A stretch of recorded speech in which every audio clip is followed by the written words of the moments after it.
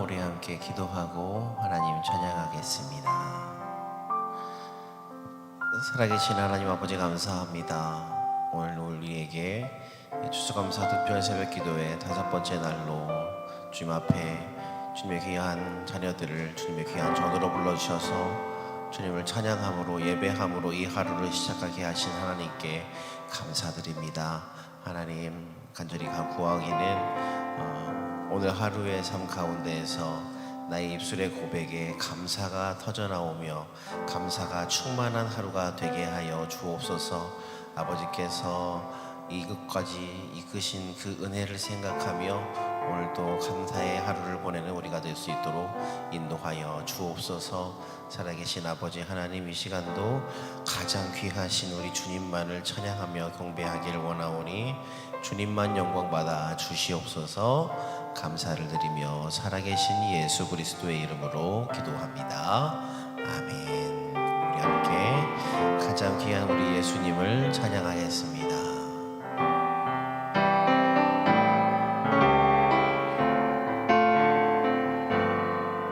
내 안에 가장 귀한 것, 내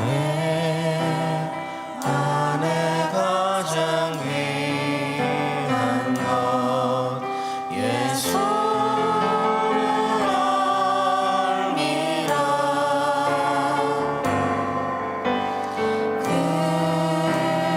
금은보다 더 귀한 것 예수를 알미. 세상 지식보다 귀한 것, 세상 지식보다 귀한 것 예수를 알미라. 내 안에 가장 귀한 것, 내 안에 가장 귀한 것 예수를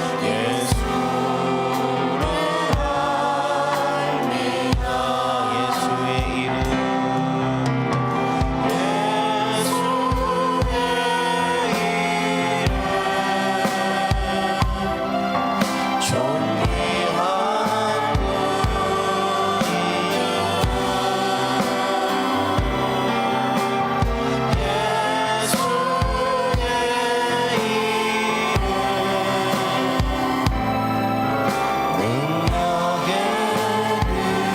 우리 한 번 더 고백하겠습니다. 내 안에 가장 귀한 것, 내 안에 가장 귀한 것 예수를 알미라. 금은보다 더 귀한 것, 금은보다 더 귀한 것 예수를 알미. 예수의 이름, 예수의 이름, 존귀한 그 이름,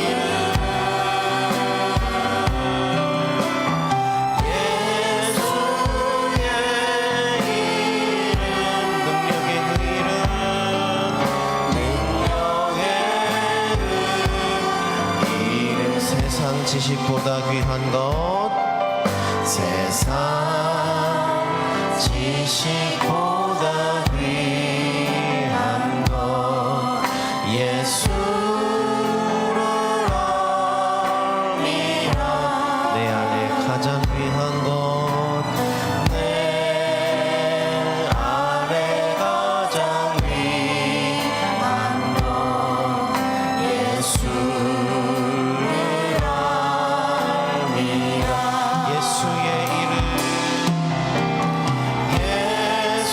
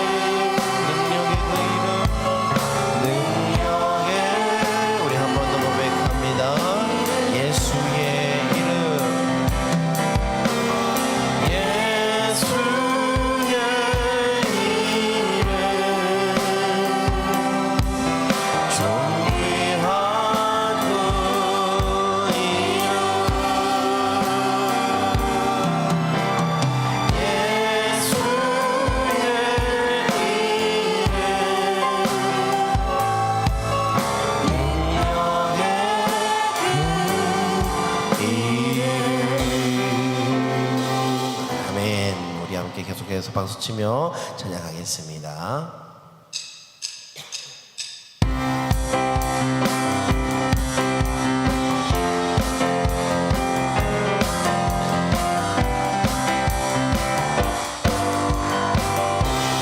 예수보다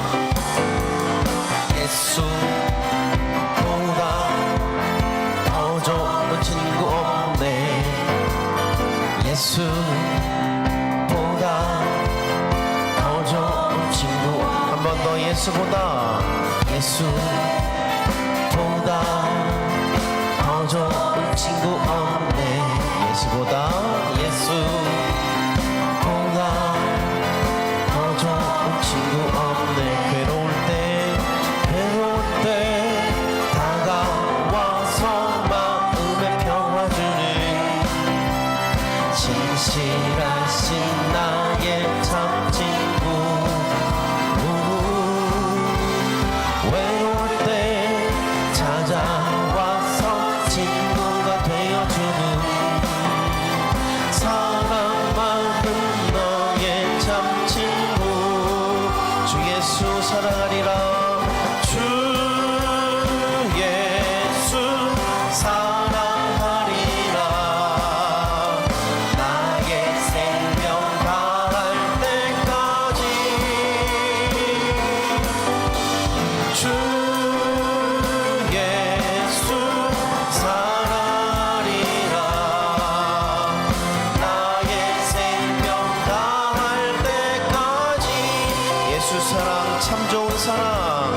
예수 사랑 참 좋은 예수 사랑. 예수 사랑 참 좋은 예수. 세상에서 제일 가는 그로 이롭게도 예수님만 사랑하겠네. 세상에서 제일 높은 명예를 준다 해도 예수님만 날아가겠네. 주 예수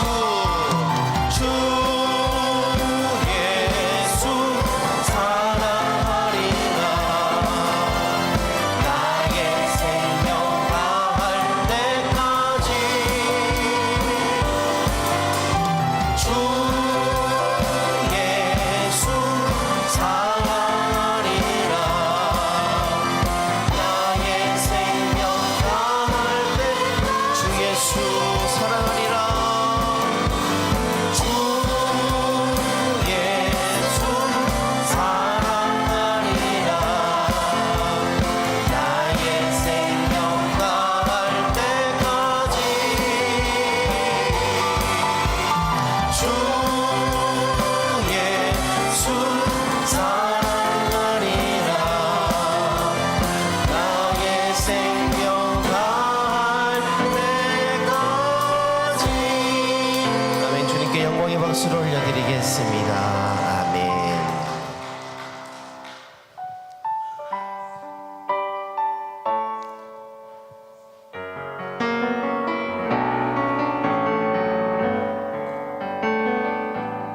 함께 고백하겠습니다. 오직 주의 사랑에 매여. 오직 주의 사랑에 매여 내 영 기뻐 노래합니다. 이 소망의 언덕 기쁨의 땅에서 주께 사랑드립니다. 오직 주의 인재 안에 갇혀 내 영 기뻐 찬양합니다. 이 소명의 언덕 거룩한 땅에서 주께 경배드립니다.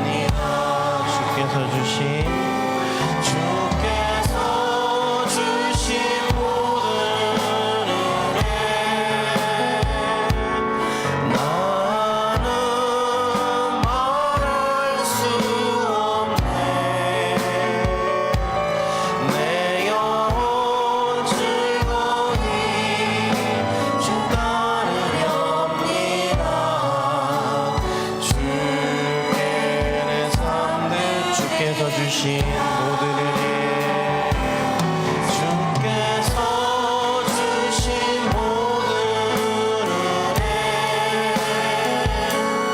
나는 말할 수 없네 내 영혼 즐거이 주 따르렵니다 주께 내 삶을 주께서 주신 모든 은혜 주께서 주신 모든 은혜 나는 말할 수 없네 내 영혼 즐거이 주 따르렵니다 주께 내 삶 드립니다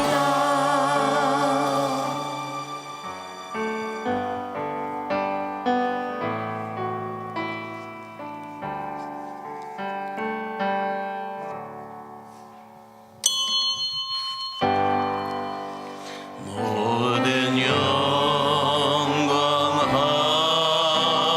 하나님께 모든 영광 하나님께 모든 영광 하나님께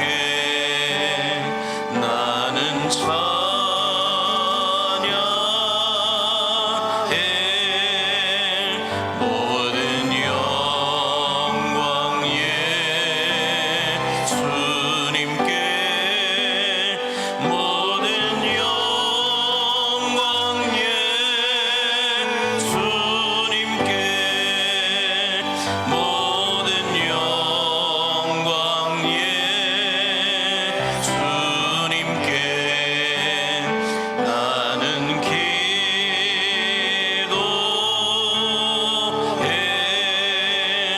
모든 영광 성령님께 모든 영광 성령님께 모든 영광 성령님께 나는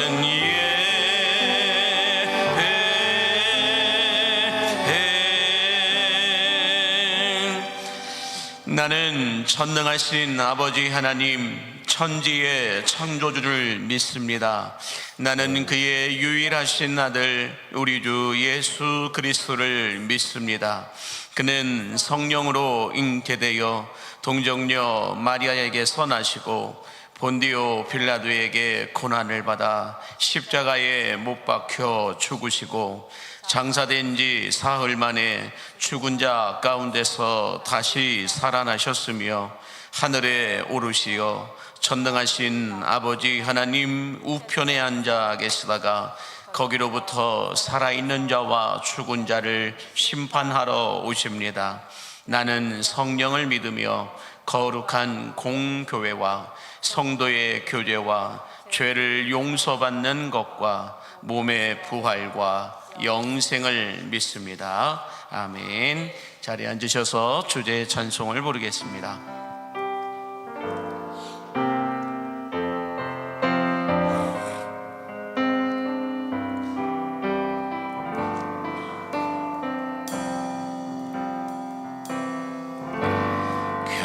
겸손히 올리는 나의 기도 간구보다 감사를 드립니다. 응답하심도 거절하심도 기다리라 하심도 그저 감사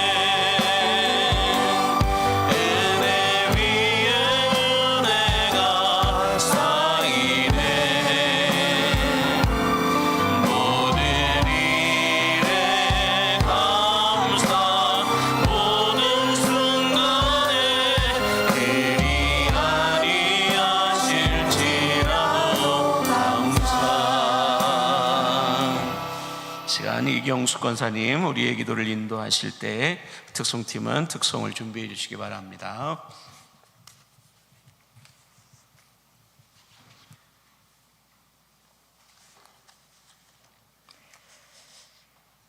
인간의 생사화복을 주관하신 하나님, 하나님의 귀하신 사랑에 감사를 드립니다. 오늘도 허락하신 귀한 날 저희들에게 거저주시고 이만한 건강 주시니 너무 감사합니다. 무엇보다도 진정한 신앙의 자유함을 허락하사 아버지, 이 자유함 속에서 아버지께 영광을 올려드릴 수 있는 찬양과 예배를 드릴 수 있음에 감사합니다. 하나님의 사랑이 없었다면 우리는 아무것도 할 수 없는 연약한 존재로 그저 살았을 것을 주님께서 우리에게 베푸신 은혜로 우리의 인생들의 모든 죄와 허물을 씻기 위하여, 용서하시기 위하여 사람의 몸을 입고 이 땅 가운데 오셔서 우리가 가야 할 그 지옥까지 가시며 우리의 모든 죄의 문제를 해결하여 주신 하나님 감사합니다. 우리는 그 은혜로 인하여 구원함을 얻었으나 구원함을 얻은 은혜 받은 자가 하나님, 주님 앞에 범한 죄들은 우리의 생각과 우리의 어리석은 판단과 잘못된 습관들로 인하여서 끝없는 말씀을 받고도 우리가 삶으로 살아내지 못한 우리의 죄악을 용서하여 주옵소서. 우리들에게 은혜 베푸셔서 이제 하나님께 감사합니다. 오늘이라는 이 허락하신 날, 하나님, 그 진정한 예배 속에서 우리 주님의 음성 듣기를 원합니다. 이 시간 하나님 주시는 건강, 하나님 주시는 은혜, 하나님 주시는 사랑은 우리에게 나라와 민족을 주셨고 우리에게 가정을 주셨으며 이 교회를 주신 하나님 감사합니다. 영혼이 잘된 같이 범사가 잘되고 너희가 형통하기를 원한다고 하신 하나님께서 우리에게 허락하여 주시는 이 은혜 속에 우리가 범사에 주님의 영광 위한 삶을 살아가고자 합니다. 그래하오니 이 시간 성령의 기름을 부어주시고 각자에게 은혜를 베풀어 주셔서 우리가 주의 음성을 듣고 주님의 그 말씀에 바로 세워져 우리의 영성이 올라가게 하옵소서. 그리고 말씀이 우리의 삶을 이끄는 대로 순종하며 살아가는 그 삶이 되게 하옵소서. 오늘 또 주님 주시는 그 은혜에 감사하여 은빛 어르신들 한 분 한 분 진정 주님에 대한 감사의 마음으로 이 시간에 찬양을 드리고자 하옵나이다. 성령 하나님, 이 시간에 함께하여 주셔서 진실로 주님 앞에 서는 그날까지 하나님 모세에게 주셨던 그 은혜와 같이 하나님 이 영성이 흐려지지 아니하고 하나님 눈이 흐려지지 아니하고 기력이 쇠하여지지 아니하는 하나님의 은혜를 베풀어 주시기를 간절히 기도합니다. 그래서 주님 앞에 범사에 감사하게 하시고 늘 깨어 기도하시며 날마다 우리의 신앙들을 믿음으로 고백하는 그 은혜의 삶을 살아드리는 어르신들의 모든 삶이 되게 하나님 도와주시옵소서. 오늘 또 주님께 감사하는 것은 하나님, 살아계신 하나님의 말씀을 하나님 오늘 또 선포하실 수 있도록 우리에게 귀한 생명의 말씀을 선포하는 이 목사님 저희의 이 재단에 보내주시고 생명의 말씀으로 이 시간까지 이끌어 주시니 감사합니다.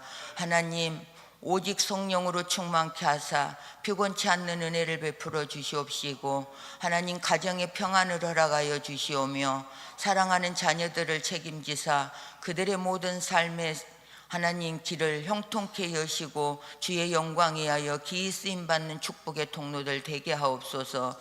우리 부교육자들의 가정도 동일한 하나님의 은혜가 있기를 간절히 기도합니다. 특별히 하나님 이 시간에 우리의 육신이 연약한 종들을 주님이 기억하여 주옵소서.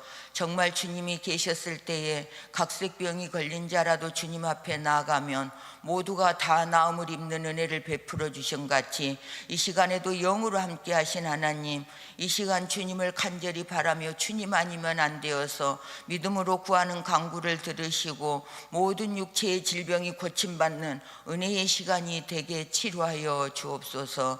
마음에 위로하여 주옵소서. 그리고 우리의 모든 인생들이 살아가는 삶 속에 갈 바를 알지 못하여 향방 없는 자의 삶을 살지 않게 하시고 간절히 기도하오니 삶의 길을 인도하사 주님과 동행하는 은혜의 삶을 살게 하옵소서.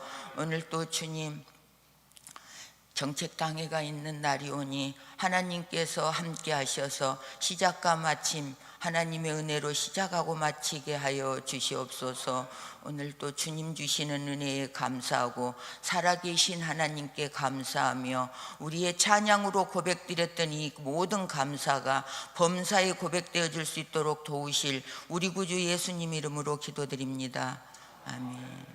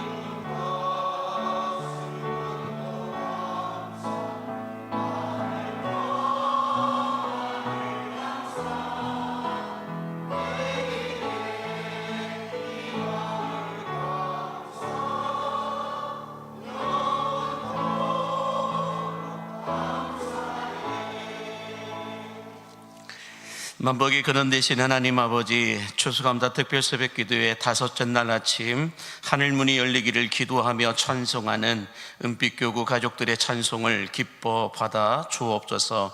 이들의 찬송을 받으사 하늘의 윗샘과 땅의 아랫샘의 은혜가 흘러 넘치게 하여 주시옵시고, 은빛교구 가족들의 인생의 말로가 더 따뜻하게 하여 주시며 기력이 쇠하지 않고 눈이 흐려지지 않고 다윗처럼 부하고 존귀한 삶을 살아낼 수 있도록 권능의 두 손 들어 축복하여 주옵소서.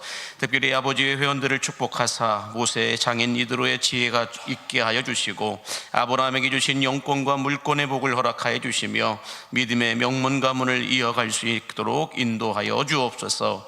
기도의 사명자들로 세워주신 어머니의 회원들에게도 동일한 복을 부어주시사 사무엘 선지자의 어미 한나처럼, 룻의 시어머니 나오미처럼, 예수님 십자가 밑에 있었던 마리아처럼, 바울의 동역자였던 있던 브리스길라와 아굴라 부부처럼 하나님의 나라와 영광을 위하여 충성스러운 여종들로 아름답게 사용하여 주옵소서. 믿음의 기업을 주신 이들의 후손들을 축복하여 주시사 부모 세대가 걸었던 믿음의 길을 계속해서 걸어가게 하여 주시고, 부모 세대가 누렸던 시냇가에 심겨진 나무에 형통의 복을 누리게 하여 주시며, 물된 동산에 심겨진 기름지고 아름다운 소산을 먹을 수 있고 나눌 수 있는 풍성함의 복을 받아 누리게 하여 주옵소서. 오늘도 변함없이 기도와 예배의 자리를 지키는 주의 남종과 여종들에게도 사르밧에 살았던 과부에 떨어지지 않던 기름통과 가루통의 복을 부어 주시옵시고, 구하고 찾고 두드리는 것들마다 한 톨도 땅에 떨어지지 않고 다 얻게 되고 받게 되고 누리게 하여 주옵소서. 새벽마다 예배를 섬기는 주의 남종과 여종들에게도 동일한 복을 부어 주시사 후이 되어 흔들어 넘치도록 하시는 하나님의 은총이 충만하게 부어지게 하여 주옵소서. 오늘 이 아침에도 귀한 예물을 드리는 손길을 기력하여 주시사 이 예물이 쓰이는 곳곳마다 하나님의 영광이 걸리게 하여 주시옵시고, 하늘의 권세와 축복도 이 가정 가운데 쏟아 부어지게 하여 주옵소서. 예수님 이름으로 축복하며 기도하옵나이다. 아멘. 하나님께 영광의 박수 올려드리겠습니다. 감사합니다. 하나님의 말씀을 받는 시간입니다. 하나님의 말씀은 요한복음 6장 1절에서 14절까지의 말씀입니다. 신약성경 150면에 있는 요한복음 6장 1절에서 14절까지의 말씀 한 절씩 교독하시고 마지막 14절은 함께 합독하여 보도록 하겠습니다.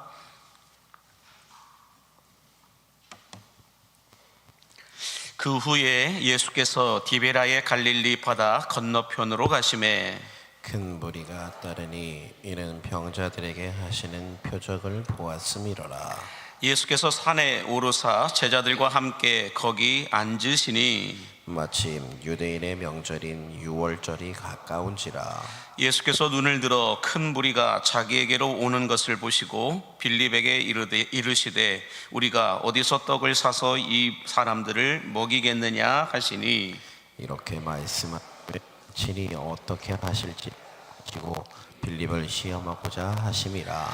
빌립이 대답하되 각 사람으로 조금씩 받게 할지라도 200데나리온의 떡이 부족하리이다. 제자 중 하나 곧 시몬 베드로의 형제 안드레가 예수께 여짜오되 여기 한 아이가 있어 보리떡 5개와 물고기 2마리를 가지고 있나이다. 그러나 그거 역시 이 많은 사람에게 얼마나 되겠사옵나이까?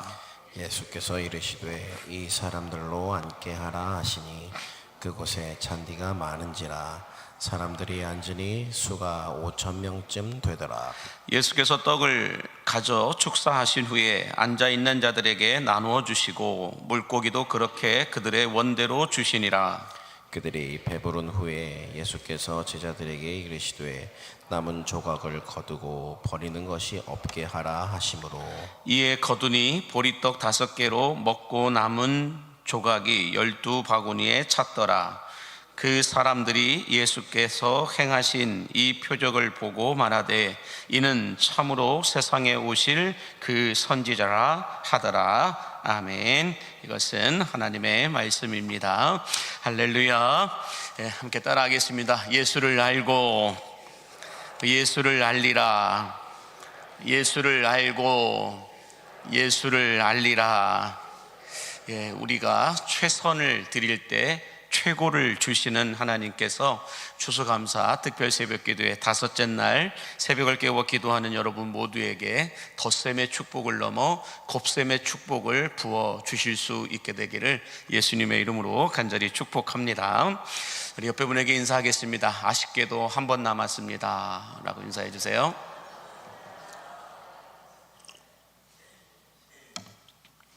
진짜 아쉽지 않은가 봐요. 한 번만 또 다른 분한테 아쉽게도 한 번 남았습니다 인사해 주세요. 네. 여러분, 오늘은 정책당회가 있는 날입니다. 이 정책당회를 통해서 내년도 우리 광림교회 안에 중점 사역과 정책들이 결정되게 되고 인사와 어떤 재정 부분까지도 방향을 잡게 되는 것이 이 정책당회인데요. 제가 이 정책당회를 준비하면서 가장 집중해서 중요하게 보는 내용이 있습니다. 그것이 무엇일까요? 제가 정책당회를 매번 준비할 때마다 가장 집중해서 보고 가장 정확하게 보고 가장 중요하게 보는 내용이 있습니다. 그게 무엇일까요? 그것은 성도들의 숫자를 세는 겁니다.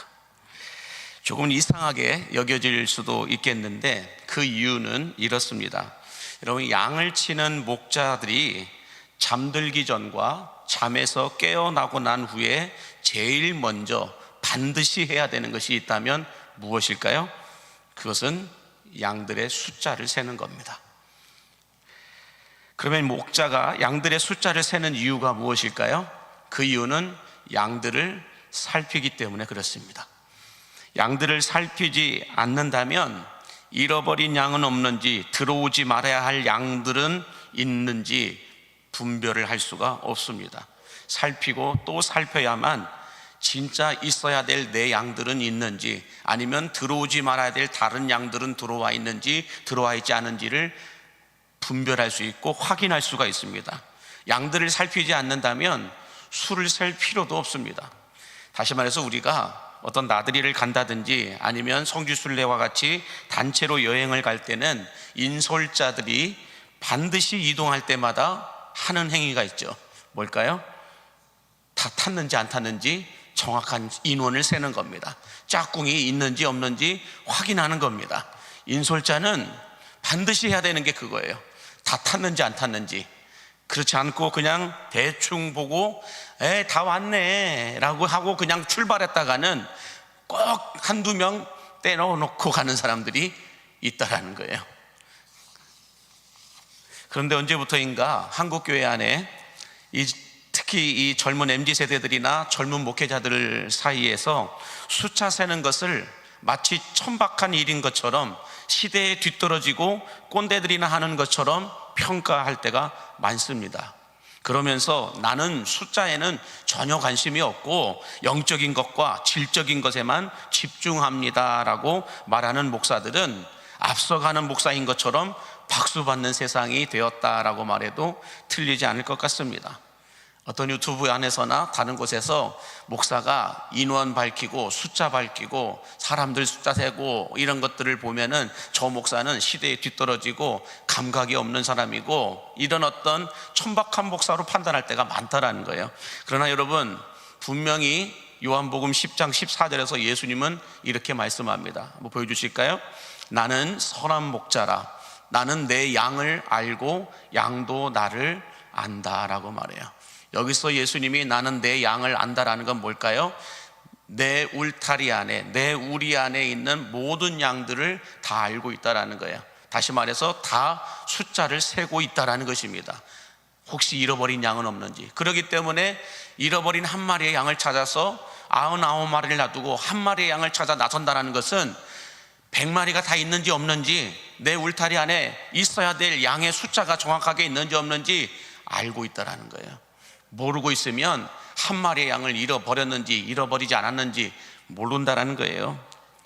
그러므로 여러분, 목자는 양을 살피기 위해서, 그리고 맹수들로부터, 이단들로부터 양을 지키기 위해서 숫자를 세는 것이지 양을 늘리기 위해서 수를 세는 것이 아니다는 거예요. 목자는 양을 살피기 위해서, 양을 지키기 위해서 숫자를 세는 것이지 양의 숫자를 늘리려고, 숫자 노름하려고 양의 숫자를 세는 것이 아니다라는 거예요. 그리고 여러분, 양이 양을 낳지 목자가 양을 낳는 건 아닙니다. 그렇지 않겠어요? 어떻게 목자가 양을 낳아요? 양이 양을 낳아야죠. 목자가 하는 역할은 뭐예요? 양이 양을 잘 낳을 수 있도록 푸른 초장과 쉴만한 물가에서 잘 먹이고 안전하게 지켜주는 역할이 목자가 하는 역할이지 목자가 양을 낳는 건 아니에요. 그러므로 양이 건강하면 양을 잘 낳습니다. 근데 양이 건강하지 않으면 양을 낳을 수가 없습니다. 그렇기 때문에 목자가 하는 역할은 양이 건강한지 건강하지 않은지 그걸 살피는 거예요. 아픈 양이 있는지 없는지 살피는 거예요.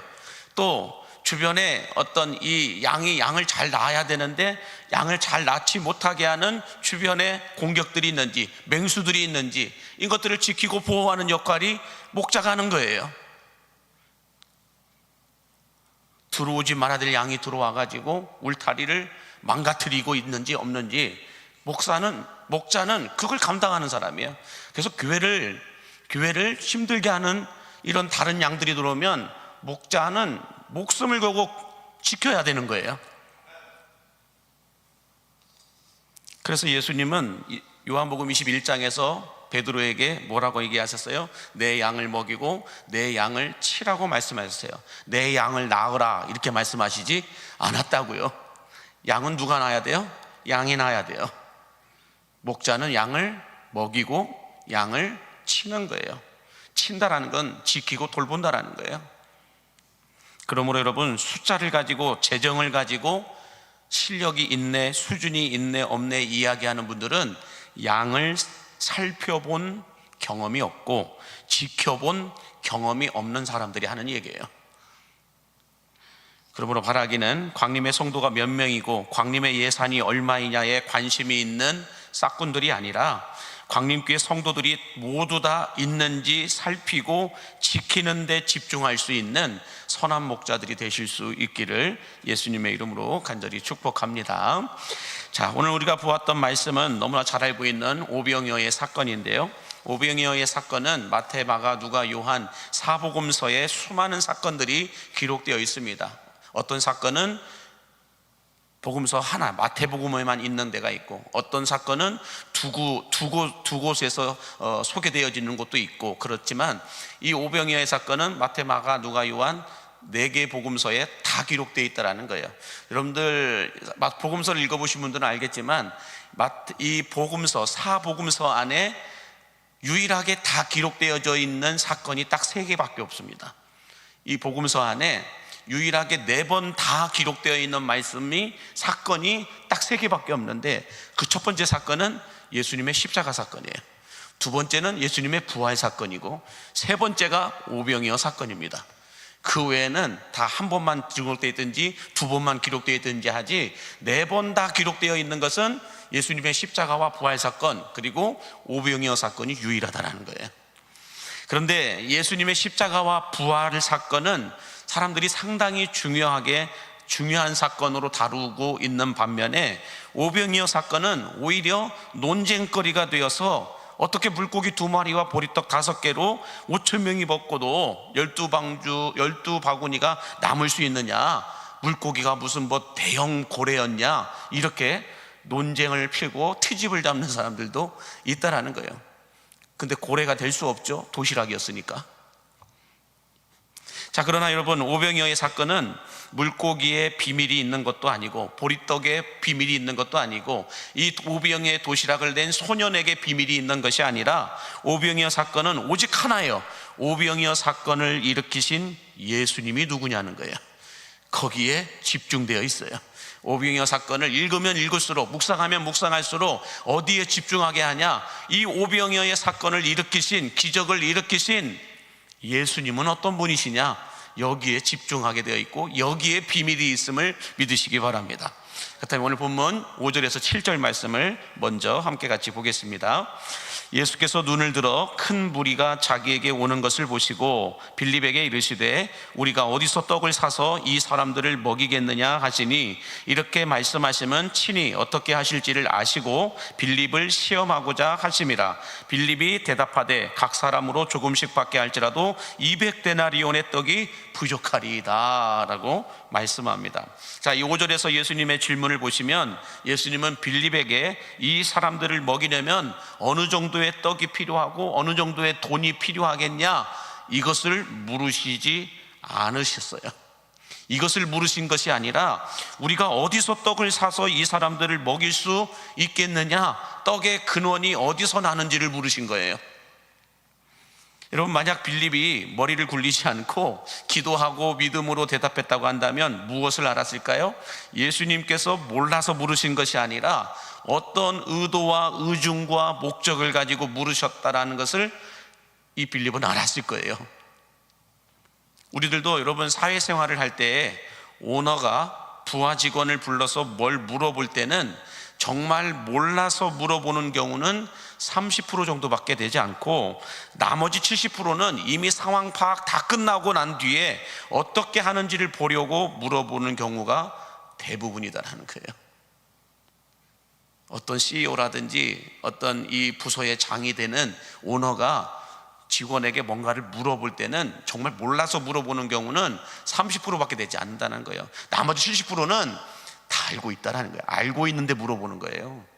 알고 있는데 시키는 거예요. 예수님께서도 마찬가지죠. 몰라서 물어보신 것이 아니라 6절에 보니까 빌립을 시험하고자 함이라 라고 말하고 있는 것이죠.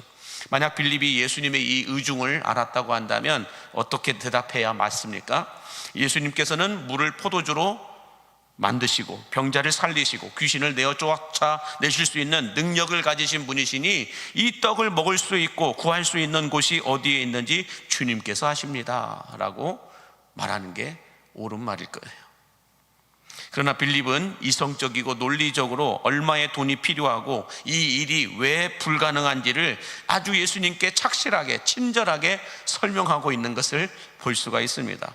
오늘날 많은 크리스천들도 이 빌립처럼 보리떡 5개와 물고기 2마리라고 하는 이 불가능에만 쳐다보면서, 이 불가능만 바라보면서 현실적으로 왜 불가능한지 예수님께 자세히 설명드리는 기도만 하다가 일어날 경우가 많다라는 거예요. 기도하러 와서 왜 불가능한지를 그것만 열심히 설명하고 일어날 때가 많다라는 거예요. 이것도 힘듭니다, 이것도 힘듭니다, 이것도 문제입니다, 저것도 문제입니다. 이 불가능한 것들만 쫙 쏟아내놓고 그냥 일어나요. 그런 기도를 할 때가 많다라는 거예요. 다시 말해서 예수님이라고 하는 이 가능성을 바라보면서 예수님과 함께라면 한번 해보겠습니다, 예수님께서 말씀하신 말씀이라면 제가 믿고 순종하겠습니다라고 하는 이런 믿음의 행동을 보이는 기도가 아니라 오병이어 이 불가능만 바라보면서 안 된다라는 이야기만, 힘들다라는 이야기만 쏟아내고 갈 때가 많다라는 거예요. 그러므로 여러분, 우리가 불가능한지는 우리도 알고 하나님도 아십니다. 어렵다라는 건, 힘들다라는 건 우리도 알고 하나님도 압니다. 그렇다고 한다면 우리가 하나님 앞에, 예수님 앞에 보여야 될 반응은 뭐예요? 빌립처럼 안 된다는 이야기만, 없다는 이야기만 쏟아내는 것이 아니라 주님이 말씀하시면, 주님이 말씀하신 것이라면 믿고 순종해 보겠습니다, 내가 무엇을 행하리이까? 이걸 물어야 되는 거예요. 주님이 말씀하신 것이라면 내가 믿고 순종하겠습니다. 그러나 주님이 원하지 않는 거라면 막아주십시오. 이 기도가 우리에게서 터져나와야 할 줄로 믿습니다. 바라기는 예수님께 집중함으로 말미암아 오병이어라고 하는 이 곱셈의 축복이 저는 여러분들에게서도 터져나올 수 있게 되기를 간절히 바랍니다.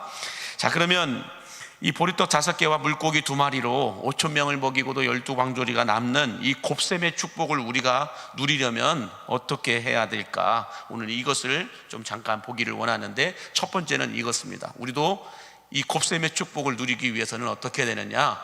이 안드레처럼 오병이어를 가진 소년을 찾아내는 사람이 있어야 된다는 거야. 빌립처럼 안 된다는 얘기만 하지 말고 택도 없는 거지만 오병이어를 가지고 있는 이 소년을 찾아낸 안드레처럼 이 소년을 찾아내는 사람이 있어야 된다는 거예요. 자, 오늘 본문 8절과 9절 같이 함께 보겠습니다. 시작.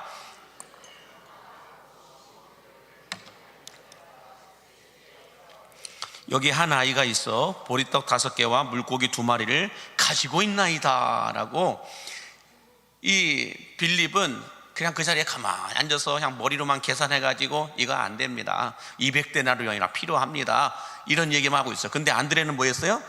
뛰어다녔죠. 열심히 뛰어다니면서, 오, 여기 소년의 도시락이 있습니다, 물고기 2마리와 보리떡 5개가 있습니다. 물론 이것으로 택도 없는 거지만 이걸 찾아냈다는 거예요. 이 소년을 찾아냈다라는 거예요. 도시락을 싸가지고 온 이 소년을 찾아냈다라는 거예요. 자, 여러분, 우리가 TV 오디션 프로그램 중에 무명 가수를 유명 가수로 만드는 오디션 프로그램들이 많죠. 그래서 미스 트롯, 미스터 트롯, 아니면 뭐 싱 어게인, 뭐 이런 어떤 음악 오디션 프로그램들을 통해 가지고 무명 가수가 유명 가수가 될 수 있도록 다시 기회를 주는 이 오디션 프로그램들이 있습니다. 그러다 보니 거기에서 임영웅이나 송가인과 같은 이런 유명 가수들이 스타가 발굴되고 찾아내어지기도 하는 거죠. 자, 그러나 세상은 스타를 찾아내는 사람보다 내가 스타가 되고 주인공이 되려고 하는 사람들이 훨씬 더 많습니다. 누군가가 스타를 찾아내는 이 스카우터들이 있는 반면에 그러지 않고 그냥 내가 스타가 되려고, 내가 주인공이 되려고, 내가 빛을 발하려고, 내 업적을 만들려고 하는 사람들이 대부분이다라는 거예요. 그러다 보니 여러분, 사람들이 어떻게 살아가요? 서로 비방하고 네거티브하고 공격하고 끌어내리려고 하다가 보니까 진짜 스타와 영웅은 등장하지 않고 어설픈 사람들만 고개를 들 때가 많다라는 거예요. 진짜 일꾼이, 진짜 스타가 올라가야 될 것이 아니라 어설픈 간신들만 올라가 있을 때가 많다라는 거예요. 그러나 스타를 찾아내는 사람들이 있으면, 스타를 찾아내는 사람들이 있으면, 일꾼을 찾아내는 사람들이 있으면 어떻게 될까요? 난세의 영웅이 등장하기도 합니다. 난세의 영웅이 등장하게 돼요. 오병이어와 같은 기적을 체험할 수 있도록 안드레와 같이 오병이어의 도시락을 찾아내는 사람이 있으면 그 오병이어의 도시락을 통하여 기적을 일으키는 사람들이 있다라는 거예요. 기적이 일어난다라는 거예요. 빌립처럼 내가 머리가 얼마나 똑똑한지, 내가 얼마나 괜찮은 사람인지 예수님께 착실하게 떡을 구입하려면, 이 사람들을 다 먹으려면 200데나리온의 떡이 필요합니다 라고 예수님께 착실하게 가르쳐주는 그런 머리 굴리는 사람 말고요, 안드레처럼 뛰어다니고 택도 없는 거지만 오병이의 도시락 갖다가 이거라도 예수님께 드리는 사람이 있으면 여러분, 그 오병이의 도시락을 통하여 5천 명이 먹고도 남는 기적이 일어났어요. 곱셈의 축복이 일어났다고요. 그러므로 곱셈의 축복을 누리기 위해서는 누가 필요해요? 똑똑한 사람이 필요한 게 아니고 찾아내는 사람이 필요해요. 오병이어의 도시락이라도 찾아내는 사람이 필요하다라는 것입니다. 교회도 마찬가지죠. 이 오병이어의 도시락을 가지고 있던 소년을 찾아낸 이 안드레와 같이 착한 일꾼들을 찾아내는 사람들이 많아야 교회가 행복해지고 오병이어와 같은 곱셈의 축복을 경험할 수 있음을 믿으시기 바랍니다. 다시 말해서 남들이 잘못한 것, 안 좋은 것, 실수한 것, 어떤 실패한 것, 교회가 잘못하고 있는 것들을 찾아내서 드러내는 사람들이 대단한 사람들이 아니라 안드레처럼 오병이어의 도시락이라도 작은 것이라도 찾아내서 인정해주고 박수 쳐주면서 예수님께 가져 나올 수 있는 사람들이 진짜 교회를 사랑하는 사람들이고, 오병이어의 기적과 같은 곱셈의 축복, 곱셈의 부흥을 볼 수 있게 하는 진짜 착한 일꾼들임을 믿으시기 바랍니다. 그러므로 여러분, 안드레와 같이 어린 소년이 가진 볼품없는 오병이어의 도시락이라 할지라도 그것을 찾아내어 가지고 예수님께 가져옴으로 말미암아 이 곱셈의 축복을, 곱셈의 부흥을 일으키게 만드는 착한 일꾼들로 여러분들이 쓰임받을 수 있게 되기를 예수님의 이름으로 간절히 축복합니다. 자, 두 번째로 우리가 이 축복의, 곱셈의 축복을 누리려면 어떻게 해야 되느냐? 두 번째는 볼품없는 오병이어라 할지라도 사람에게 가지고 가는 것이 아니라 예수님께 드려야 함을 믿으시기 바랍니다. 사람에게 가지고 가는 것이 아니라 예수님께 가져왔다라는 거예요. 자, 오늘 보면 10절과 11절 말씀 같이 함께 보겠습니다. 예수께서 이르시되 이 사람들로 앉게 하라 하시니 그곳에 잔디가 많은지라 사람들이 앉으니 수가 5,000명쯤 되더라. 예수께서 떡을 가져 축사하신 후에 앉아있는 자들에게 나눠주시고 물고기도 그렇게 그들의 원대로 주시니라 라고 말씀하고 있습니다. 자, 여러분, 이 말씀을 보면은 이 지금 요한복음에는 나와 있지 않지만 마태복음과 마가복음에 보면 이 오병이어 사건 기적을 일으키기 전에 그 바로 앞부분에 헤롯 궁전의 이야기가 나와요. 헤롯 궁전에서 일어났던 파티, 헤롯 궁전에서 일어났던 어떤 이 세례 요한에 관한 이야기가 나오게 되는데, 이걸 놓고 좀 비교를 해보면 여러분 그렇습니다. 헤롯 궁전의 모습과 이 지금 오병이어의 사건이 일어났던 이 들판의 모습과 여러분들 비교를 해서 보면은 헤롯 궁전에는 어떤 사람들이 초대됐어요? 그 시대의 귀족들, 그 시대의 양반들, 이런 사람들이 초대되어서 헤롯 궁전에 갔어요. 근데 예수님을 쫓아온 사람들은 가난한 사람들이에요. 이렇게 도시락도 제대로 싸울 수 없는, 돈도 없는 서민들, 어려운 사람들, 이런 사람들이 예수님을 찾아왔어요. 뿐만 아니라 이 헤롯 궁전 안에는 이 헤롯이라고 하는 왕도 있었고, 또 모든 어떤 이 음식들도 잘 준비되어져 있는 곳이죠. 최고의 양식이 있는 곳이에요. 근데 이 베세다 들판에서는 뭐가 있어요? 아무것도 없어요. 그냥 오병이어의 소년의 도시락 하나밖에 없었어요. 양쪽을 비교해 보면 다 아무것도 없어요. 이 헤롯 궁전이 모든 걸 다 조건을 갖추고 있어요. 근데 기적은 어디서 일어나요? 아무것도 없는 이 들판에서 일어나고 있어요. 왜 그럴까요? 예수님이 어디에 계시냐예요. 예수님이 어디에 계시냐에 따라서 부응할 수 있는 어떤 이 곱셈의 축복을 받을 수 있는 모든 인프라와 조건과 환경이 다 갖춰진 것 같은 헤롯 궁전이 있는 반면에 아무것도 없는 들판, 베세다 들판에 아무것도 없는데 기적은 어디서 일어났어요? 곱셈의 축복은 어디서 일어나고 곱셈의 부응은 어디서 일어났어요? 예수님이 계신 곳에서 일어났어요. 그러므로 여러분, 교회에 모든 인프라가 잘 갖춰져 있고 모든 환경이 잘 갖춰져 있고 시설이 깨끗하고 공간들이 아무리 잘 갖춰져 있어도 예수님이 없으면 기적은 일어나지 않아요. 예수님이 중심이 되지 않으면 부흥은 일어나지 않아요, 여러분. 그러나 모든 상황이 열악하고 다 모든 상황이 힘들고 어렵고 모든 환경적으로도 상태적으로도 형편적으로도 부흥이 일어날 수 없는 상황임에도 불구하고 그곳에 예수님이 중심이 되고 그곳에 예수님이 계시면 부흥은 일어남을 믿으시기 바랍니다. 이게 오병이어 사건의 기적의 역사예요. 아무것도 조건도 없는 그 들판에서 5천 명이 넘는 사람들이 있었어요. 그곳에 중심이 누구예요? 이 오병이어 도시락이 아니고 예수님이라고요. 그 예수님이 중심이 되니까, 그 예수님을 중심으로 모든 사역들이 움직이게 되니까 오병이어의 도시락 가지고 5천 명이 넘고도 12방주리가 남아요. 그런 기적이 일어난다고요. 자, 여러분, 오병이어 도시락 한번 사진으로 볼까요? 보리떡 5개와 물고기 2마리는 볼품없는 도시락이에요. 저것을 옵사리온이라고 하죠. 익투스가 아니고 옵사리온이라고 하는 거예요. 아주 볼품없는 거 갖다 버린 거예요. 근데 저 그림은 조금 괜찮은 물고기잖아요. 고등어처럼 생겼는데 하여간 저런 깨끗한 물고기도 아니에요. 상처 있고 그냥 비늘 다 벗겨지고 이 그냥 경매장에서 갖다 버린 거, 그거 주워다가 도시락으로 만든 거예요. 그러나 이 도시락이 누구 손에 들려지니까? 예수님 손에 들려지니까. 사람 손이 아니고 예수님 손에 들려지니까, 사람에게 갖다 주지 않고 예수님께 갖다 드리니까 5천 명이 먹고도 남는 기적이 일어나게 되는 거예요. 이런 무슨 말씀일까요? 우리가 오병이어든 무엇이든 우리가 가진 재능과 물질과 헌신과 수고함이 탁월한 사람이 여기 몇 명이나 있을까요, 여러분? 실력 있는 사람이 얼마나 있을까요? 우리가 주님께 드리는 여러 가지 은사들이 있어요. 재능들이 있어요. 기능들이 있어요. 어떤 음악적인 실력이나 아니면 다른 어떤 이 기관이나 위원회나 어떤 부서에서 감당하기 위해서 전문가들이 몇 명이나 있냐고요, 우리 안에.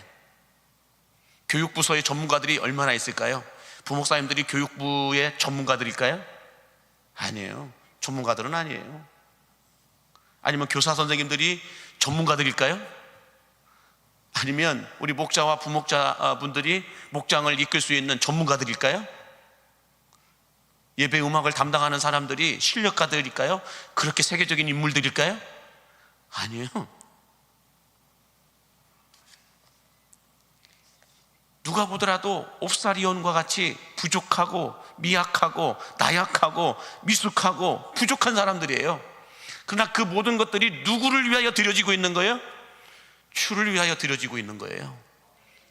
사람을 위하여 드려지고 있나요? 사람에게 인정받고 사람에게 박수받고 사람들을 움직이기 위해서, 사람을 위해서 드려지는 그런 기부들입니까? 그런 기능들일까요? 그런 재능들일까요? 아니에요. 그런 것들은 아무 일도 일어나지 않아요. 사람을 위하여 드려지는 재능과 기능들은, 헌신과 봉사들은 아무 일도 일어나지 않아요. 그러나 그것이 예수님 손에 들려지게 되면, 주를 위하여 드려지는 것이 되면, 주님은 그것을 가지고 역사를 만들어 가심을 믿으시기 바랍니다. 여러분, 이렇게 특별 새벽 기도라고 해가지고 반주하러 나오는 사람들, 우리가 몇백만 원씩 주는 사람들일까? 아니에요. 손이 아파도, 몸이 피곤해도 그 새벽에 남들보다 더 일찍 와가지고 연주하고 있어요. 찬양하고 있어요. 봉사하고 있어요. 누구를 위한 걸까요? 목사한테 잘 보이려고 할까요? 잘 보여봤자 아무것도 안 나갈 게 없어요. 아니면 성도들한테 잘 보이려고 하는 걸까요? 그런다고 해서 뭐 더 달라질 것도 없어요. 그러나 저들이 가지고 있는 저 헌신을, 저 봉사를 주님께 드리니까 저들이 연주하고 저들이 찬양하고 저들이 드려지게 될 때, 하나님이 그것을 통하여, 그 도구를 통하여 여러분의 영혼을 만지는 거예요. 예배를 만지는 거예요. 그래서 예배를 통하여서 변화가 일어나고 치유가 일어나고 능력이 나타나게 하는 거예요. 그래서 사람에게 드려지고 사람에게 보이기 위해서 하면, 연주를 뭐 저따구로 하냐, 이런 소리밖에 안 들려요.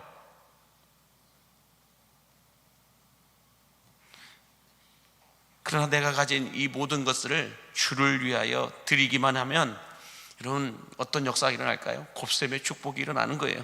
곱셈의 부흥이 일어나게 되는 거예요.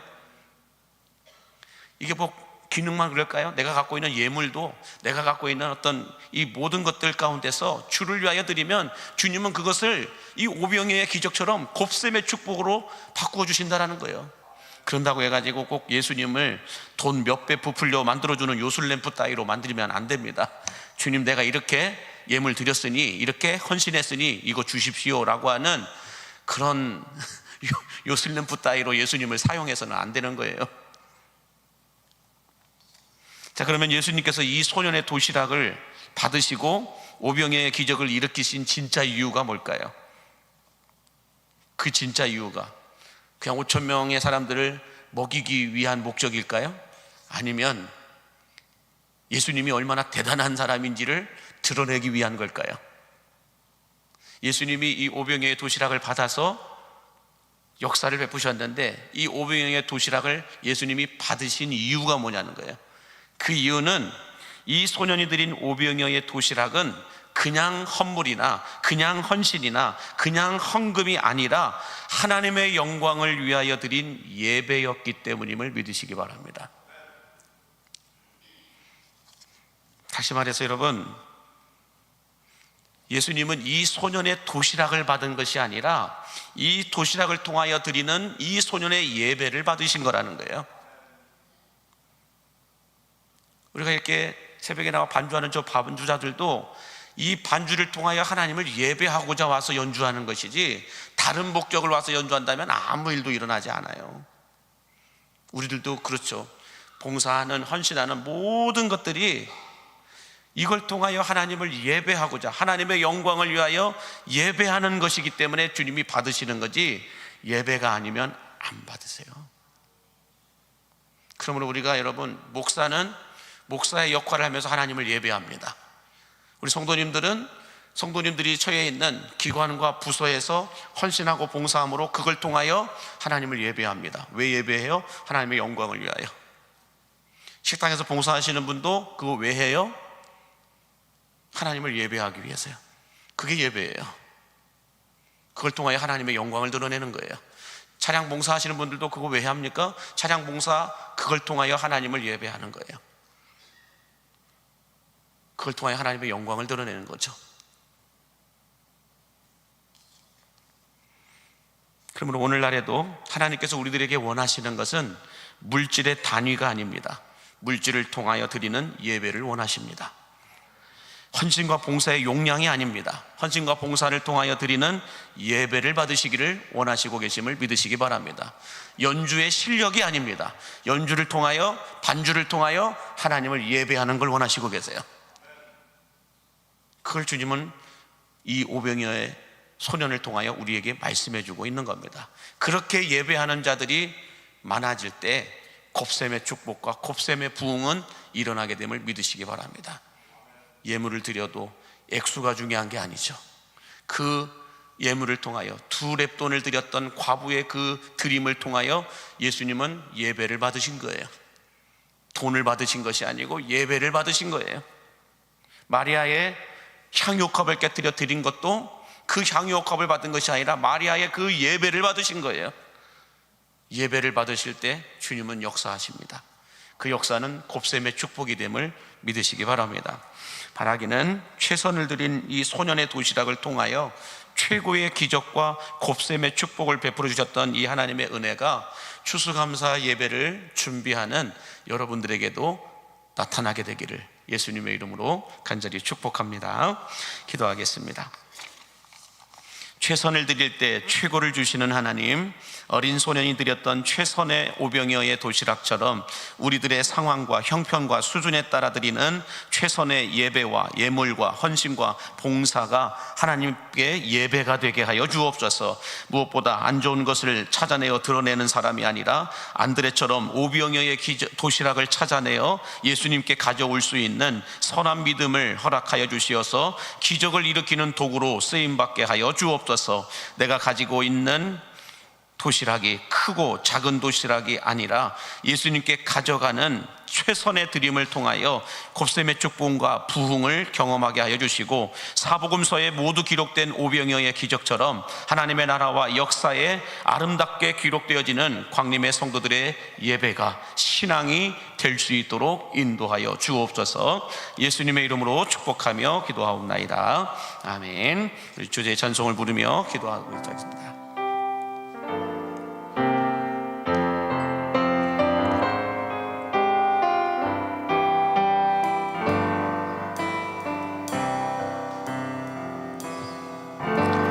간절히 올리는 나의 기도도 간구보다 감사를 드립니다.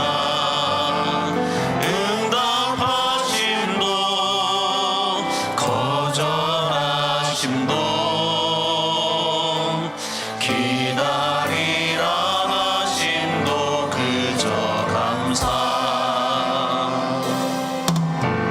간절히 올리는 나의 기도 간구보다 감사를 드립니다. 기쁜 날에도 고통 중에도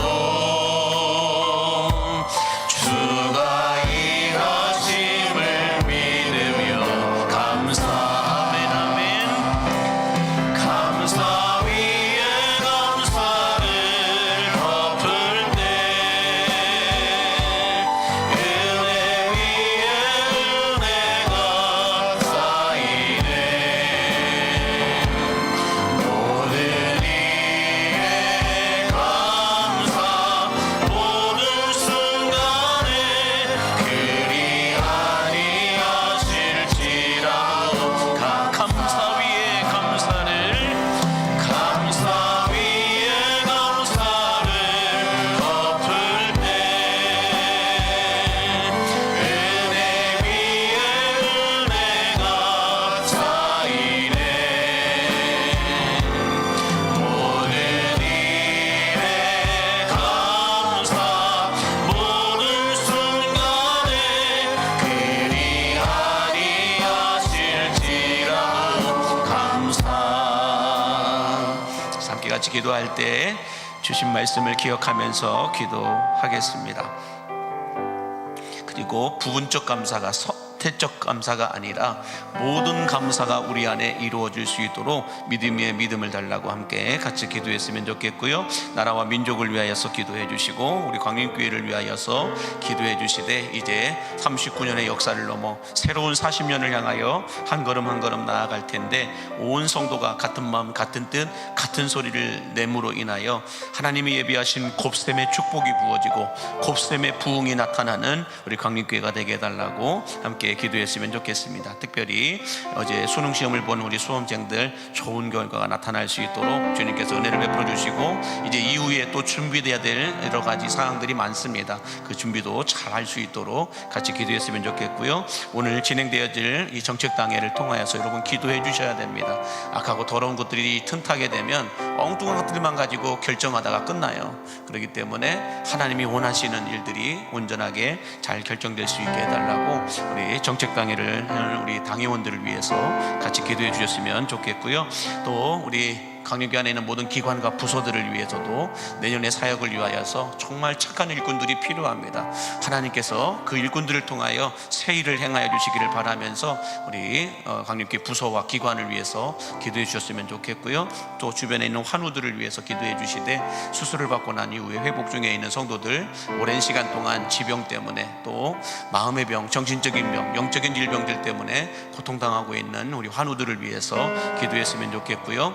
특별히 재정 때문에 또 힘들어하고 있는 가정들도 많이 계십니다. 그 모든 부채도 부동산의 문제도 해결될 수 있게 해달라고 같이 기도했으면 좋겠고 오늘 이 아침에 여러분들이 가지고 나온 기도의 제목을 놓고도 기도할 때 정말로 하나님이 중심이 되는 교회, 하나님이 중심이 되는 나의 신앙생활이 되게 해달라고 같이 기도했으면 좋겠습니다. 함께 두 손을 높이 드시고 주님의 성원을 부르며 기도하겠습니다.